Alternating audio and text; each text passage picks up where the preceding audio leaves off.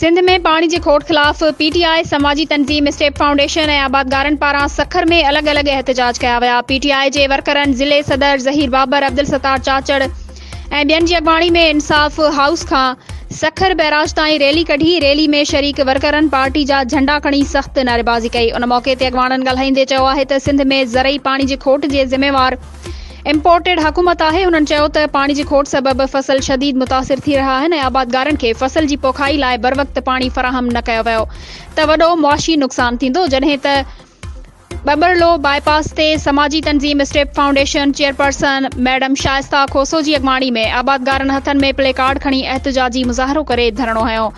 धरणे सबबि सिंध पंजाब ॾे ईंदड़ वींदड़ गाॾियुनि जूं क़तारूं लॻी वयूं। उन मौक़े ते मुज़ाहिरीन जो चवणु हो त सिंध जे वाहन में पाणी जी खोट जे ज़िम्मेवार वफ़ाक़ी ऐं सूबाई हुकूमतूं आहिनि जेके हिन मसइले खे हल करण बदिरां सिर्फ़ बयानबाज़ी में मसरूफ़ आहिनि।